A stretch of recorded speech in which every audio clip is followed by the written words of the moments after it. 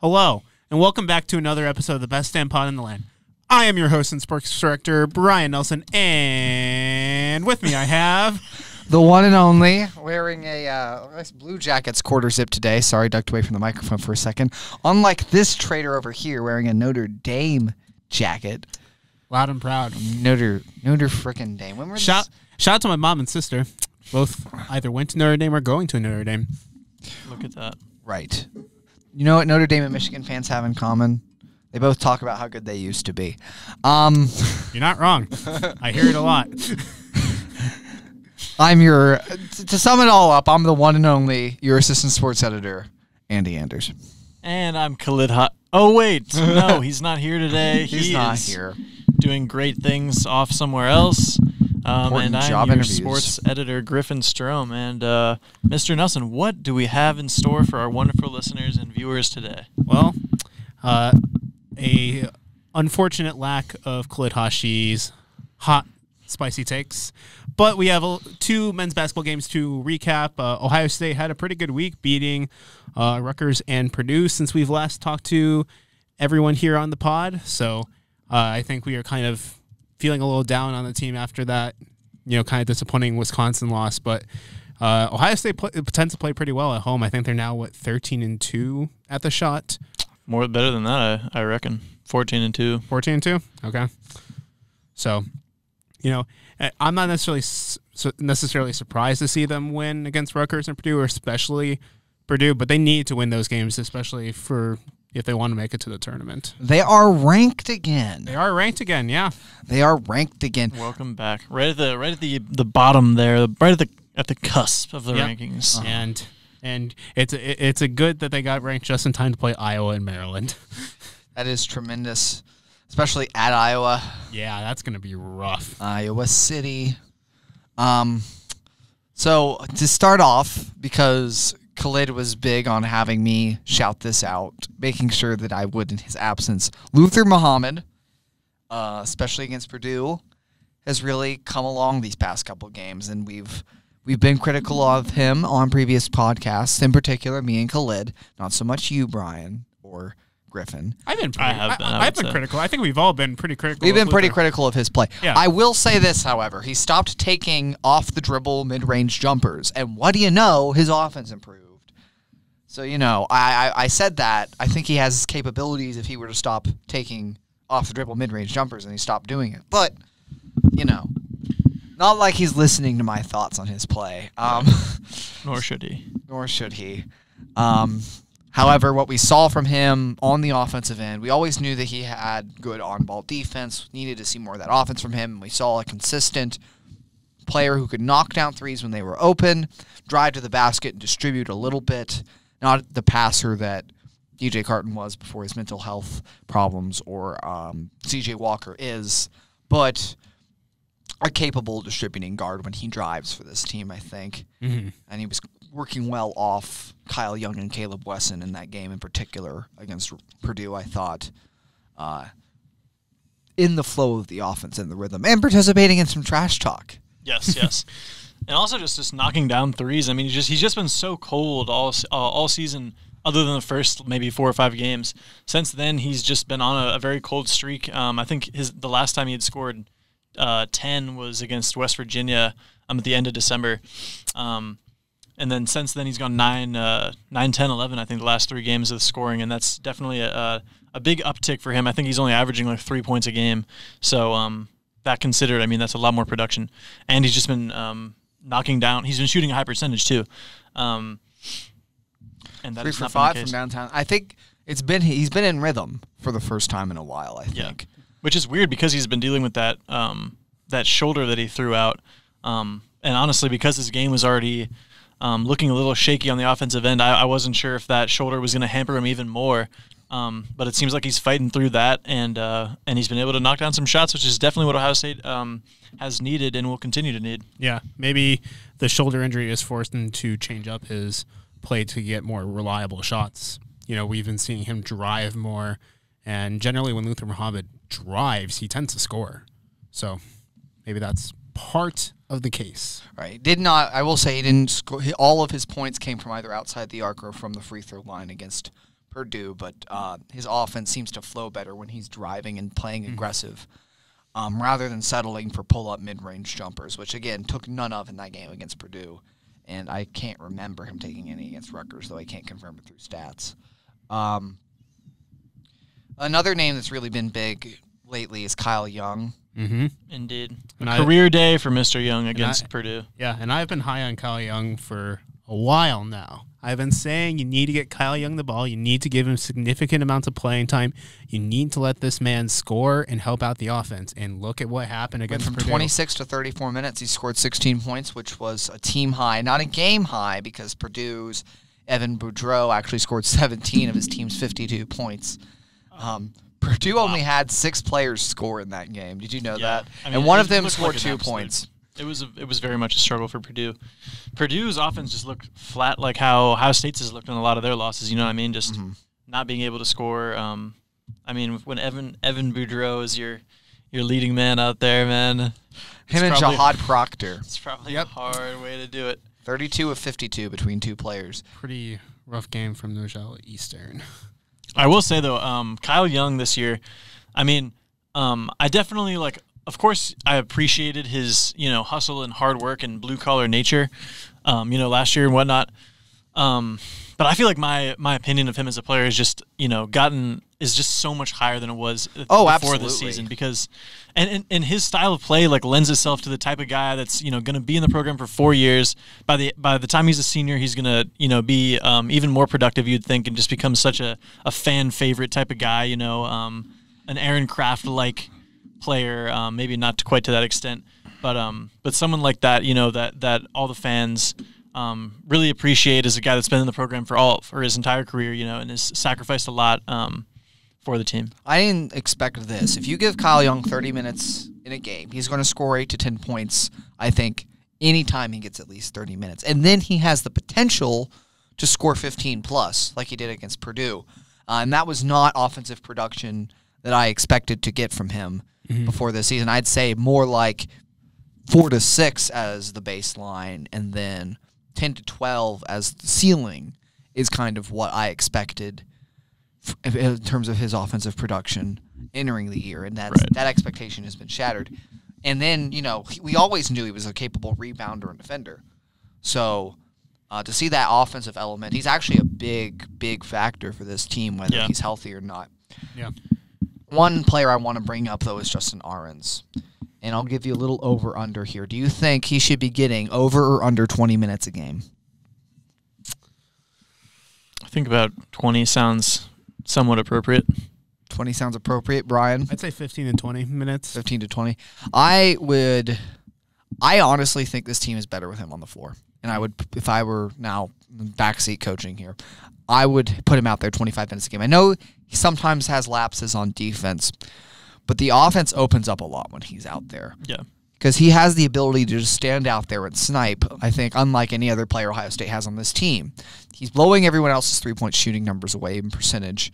What is it, like 44%? And he was 1 for 2 in the last game. He was 3 for 4 in the game before that. Only played 10 minutes against Purdue.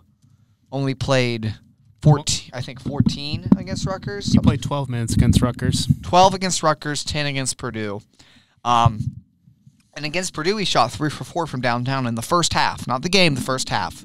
Then only played, I think it was like 4 or 5 minutes in the second. So Holtman has made it clear that his defense isn't where it needs to be for him to get more playing time. And you do see it at points on the court. Sometimes a guy might cut under him. I don't think it's necessarily an effort issue as much as it's an athleticism and an experience issue. And I think some of those kinks could be ironed out with more playing time if he's in the flow of a game.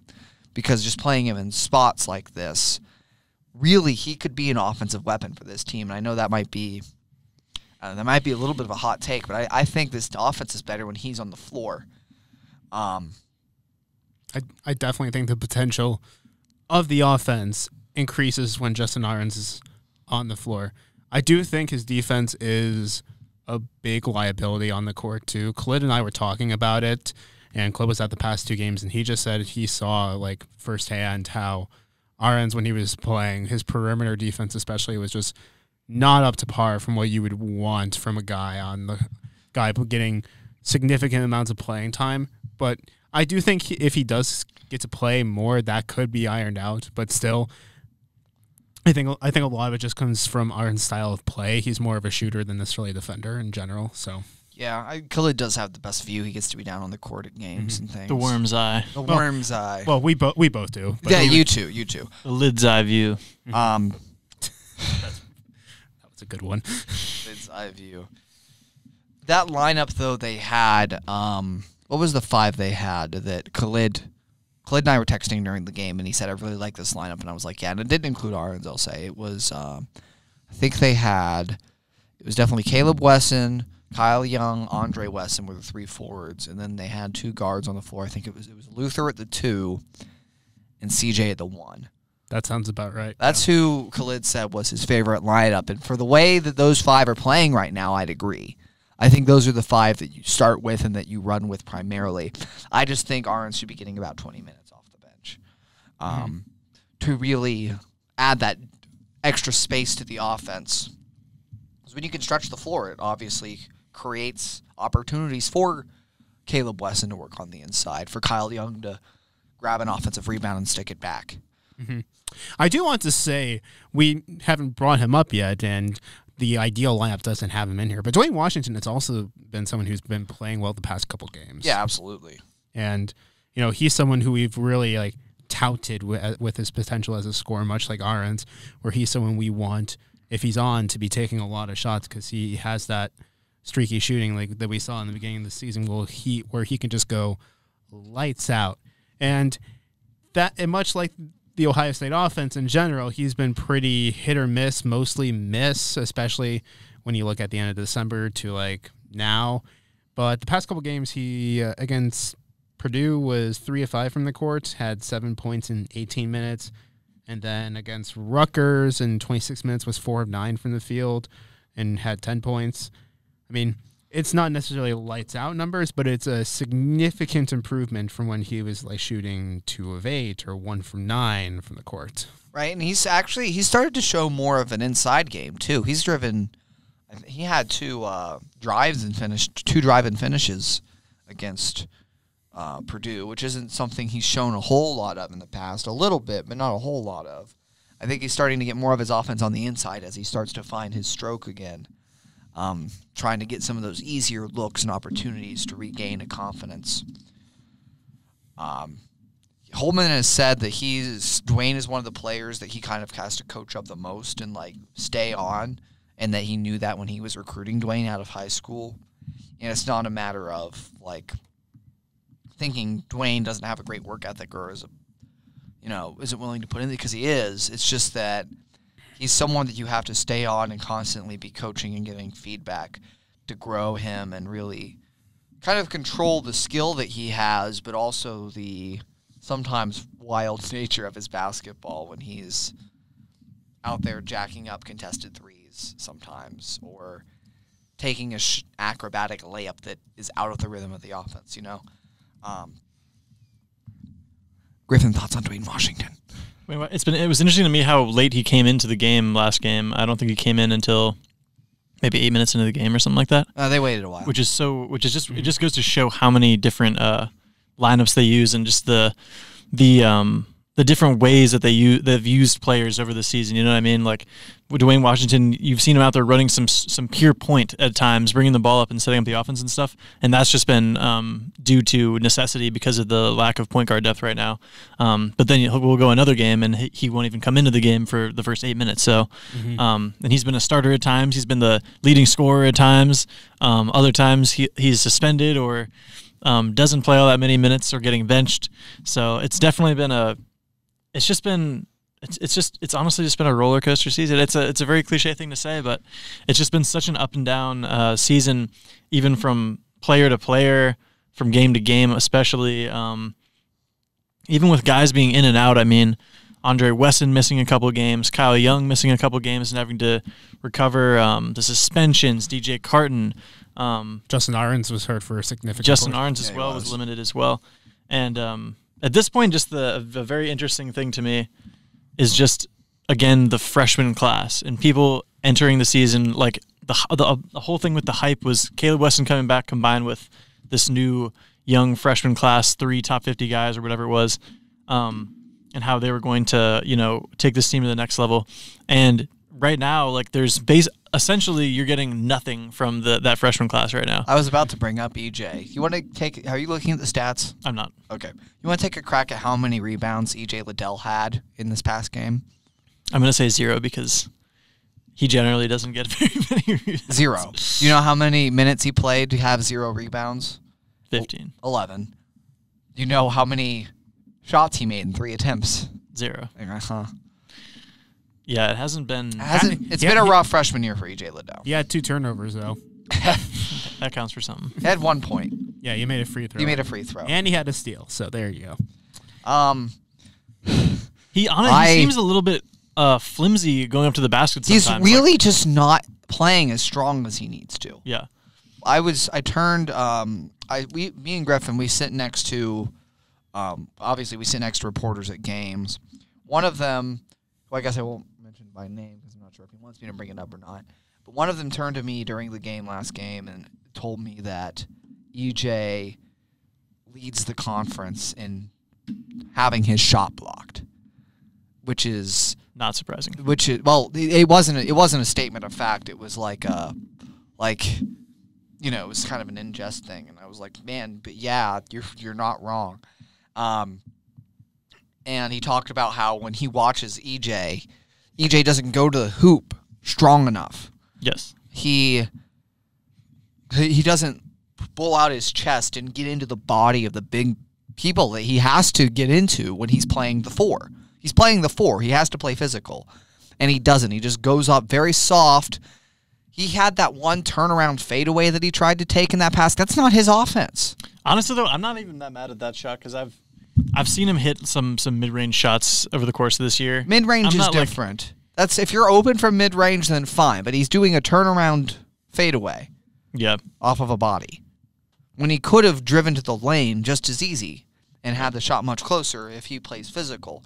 And that same physical nature is why he's not collecting nearly as many rebounds as I think people expected.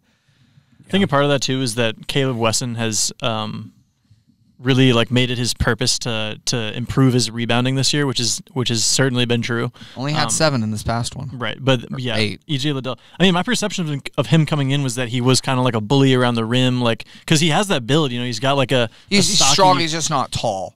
Yeah, yeah. But I thought he would be that strong athletic guy that's going to finish with 2 hands, at the rim, make plays like that. That's what he was touted as. We were all expecting him to come in and be this heavy bruiser. Yeah. It's just taking a year. I'll be very curious to see his next season. You can never really pin a freshman year. And someone else pointed this out. When he was playing, where was he play? Where did he play high school at? In Ohio. Somewhere in Illinois. It was Illinois. Yeah. Someone pointed out that they'd been to a couple of his high school games, and guys would just get out of the way. Mm-hmm. He didn't have to deal with the kind of physical contact that he's having to deal with in the Big Ten, which is the most physical forward league in the country. And there's 7-footers on nearly every team in the Big Ten. You got 7-footers and 7-footers that play physical. We ain't talking Amir Williams 7-footers here. We're talking like Draymond Green's 7-footers, you know. Guys that will body you up, that you're going to have to finish strong into the chest of if you want to score points at the rim. That you're going to have to get your hips into and box out if you want to get a rebound. And it's taking some time for EJ to learn that, and you hope he does. Yeah, and not only in that, but just confidence in general is just a very big thing, especially as a freshman to develop in a very physical league like the Big Ten. And in addition to that, you look at all the different lineups that Chris Holtmann is putting out. That's very good for generating a lot of chemistry with this offense and finding some synergy. But at the same time, for someone like EJ Liddell, who hasn't had a lot of experience in general, that could be a little disconcerting. Yeah. And also, though, it's this is crunch time now. If someone's not working, and I guess this kind of reflects, this might be hypocritical to say after what I said about Arons. If someone's not working, we're at a point in the season now where we're kind of through the testing period. We're starting to get into the stretch run. There's less than a month until Selection Sunday, right? I believe it's a month from yesterday, isn't it? Selection Sunday? If you say so. Or not yesterday, Sunday. Yeah. Something like that. It's close. It's like a month away. We're like a month away from Selection Sunday, from the Big Ten tournament. All these important things that happen in March. The madness is on the horizon. Is coming. See, Yeah. the testing period's over. You got to figure the stuff out now. Yeah, there's only 6 games left in the regular season before the Big Ten tournament starts. So Wow. I will say that if EJ and Justin aren't working, which to me I just thought Justin's working in the offense, he's just having some defensive lapses. Yeah. Justin has that X factor where if he gets hot, he can make or break a game for you. That's the way I look at it. Because if he's on and he's shooting well, his offensive production will almost outweigh his defensive liabilities. Whereas EJ just hasn't shown that X factor, difference-making, playmaking ability yet. The other thing I'll say about Justin's defense is that he plays the 3, and while we think in the NBA of the 3 as, you've got like LeBron and all these other great players who have played the small forward position. That are really tough defensive matchups, but in college basketball, it's mostly big men and guards. Mm-hmm. So the 3 is kind of, if you can afford to have a defensive liability, then the 3 and the 4 are probably your 2 best bets in college. But you don't want to have a defensive liability anywhere. But I don't know. It's just an interesting observation, I guess.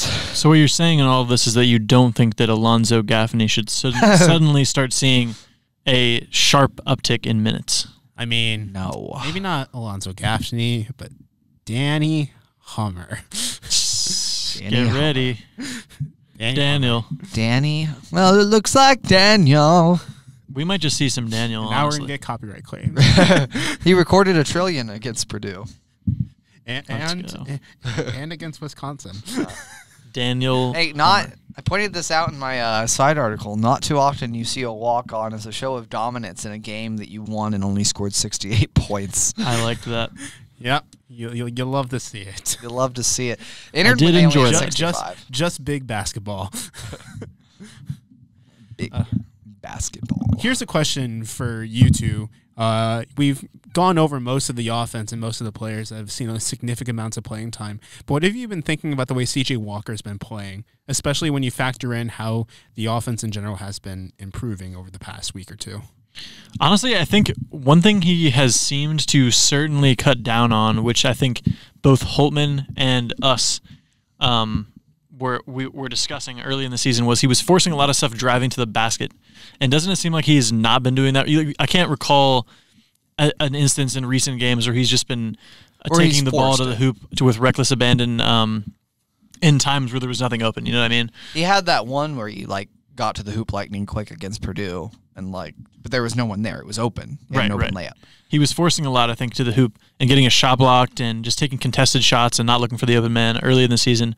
And while I still think he bounces around from being very quiet on offense to having better games, I think he's cut down on some of his early errors, which honestly might have been caused from him being anxious to get back on the floor and create some offense for himself. I think he's relaxed in that role now and understands it better. I still think he can be kind of quiet, though, on the offensive end. 4 assists, no turnovers in that past game. I think his role as a distributor, I think he's started to realize his role more. Yeah. Early in the season, before the season, I'll say, we'll go back before the season, you said, okay, this team has a freshman guard who's really talented but obviously inexperienced as a freshman, 2 sophomores at guard who aren't experienced but who aren't that experienced and aren't distributors in nature, Dwayne Washington and Luther Muhammad.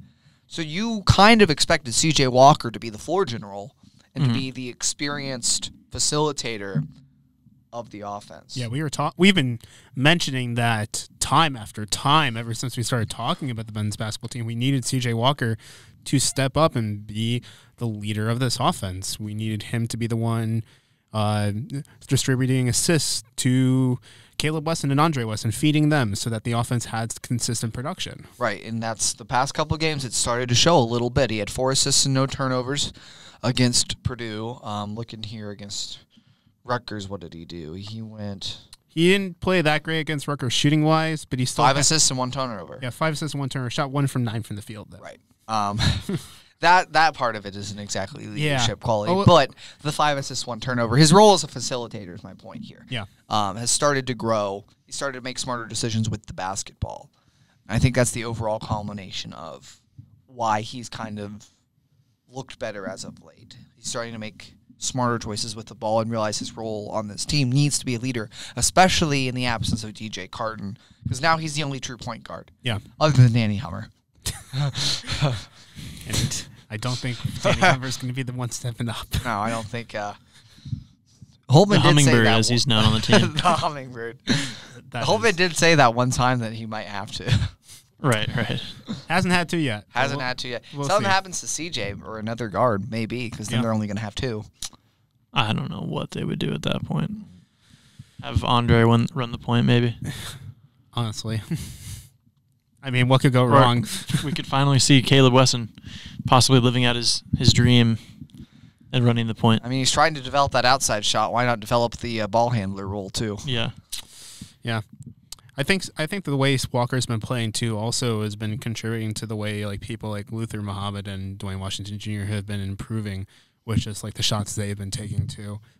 I think you're seeing CJ even when he's not in the court, just the way he's been playing kind of facilitates this mindset that we need to be looking at good shots to take, not just driving incessantly or taking mid-range jumpers that are not high-value shots. So that's my take. So if anyone wants to jump in on that. I think we've about expanded on this wealth of basketball knowledge that we have here. Yeah. Well, we there is one thing we can look at, and don't laugh at me, Griffin. I was just looking in Andy's eyes and reading what was coming to me. He got lost in my gaze. Indeed. The one and only gaze. Okay. Pretty sure I'm not the only person that can gaze at somebody. I'm just the one and only Andy Anders. There is not another Andy Anders in this world. No one. No one. No one. If anyone else says they're Andy Anders, they are lying. If anyone has the name Andrew Anders, you have to legally change it now. By order of the one and only. All right. But what I wanted to bring up was just kind of maybe looking ahead, since we have 6 games left in the season and we have 2 pretty big games for Ohio State coming up, 2 big litmus tests, honestly, for how well they're going to do in the Big Ten tournament and possibly in the tournament if they are fortunate enough to make it for March Madness. Iowa and Maryland. How do we see those games going? 2 losses. 2 losses? They might give They might give Iowa a run for their money. Maryland at home. I mean, this team is unpredictable enough, but Iowa's good. I just, for some reason, it's always close when Ohio State and Iowa play. It's just always close, no matter how much better the other team is. Iowa's good, don't get me wrong, but I think Ohio State's they've got a little bit of momentum now too. Yeah. Iowa City will be tough to play in, but I see a close Iowa victory in the end. Probably take Maryland in that second game for sure. Yeah. I am wondering if the fact that Ohio State's playing at home may mean they'll be able to play Maryland close and may be able to pull off some sort of an upset. Perhaps. I'm just thinking optimistically there because I was just like the way the Big Ten has been on the road. Even Maryland hasn't been. I mean, what was it 2 years ago? They beat number 1 Michigan State at home. Yeah, even Maryland, despite being 21-4 overall, their 4 losses have come on the road. Right. So I do think that's a factor that you can't overlook. It might get interesting. But I don't know, Justin Smith. Yeah. Pretty good, man. Yeah. Conversely, Iowa is 12-1 at home, so wow. Yeah. But I mean, it'll be interesting to see, because if they lose those 2 games, I mean, they certainly won't be ranked anymore. And then their last 4 games are against Nebraska, Michigan, Illinois, Michigan State. I believe the rest of the way they're Thursday, Sunday. That's true. That is true. Which I'm not sure what that is. Only 3 home games left for us to cover. Yeah. We still got the Big Ten tournament. Oh, yeah, Chicago for our spring break. Isn't it in Indianapolis? Yeah. Oh, it's in Indy. Yeah, that's right. Why did I say Chicago? It was in Chicago last We're year. going back to Indy, baby. Back to Indy. Back to where it all started. We're all Is started. that true? Well, No, it started in Chicago. That's true. It started in Chicago. I mean, It's hard to get in Chicago. In first road game was Bloomington, so it was Indiana. So, I mean, It's true. It was Our first road trip was Chicago, though. first road trip. That was a fun. I'm time. just excited to go to Kilroy's. Is all. It'll be a good time. Back Good to time Indy. indeed. So, I mean, unless these two clowns have anything else they want to add. I'm good to go, baby. You're good to go? I'm all straight. All right. Well, thank you very much for watching another episode of the Best Damn Pond in the Land. Stay tuned for Dang pod. Dang Pond. Yes, this is a G-rated program. G-rated program. Says Be the, nasty. says the one man who's dropped an F-bomb on this podcast. Khalid?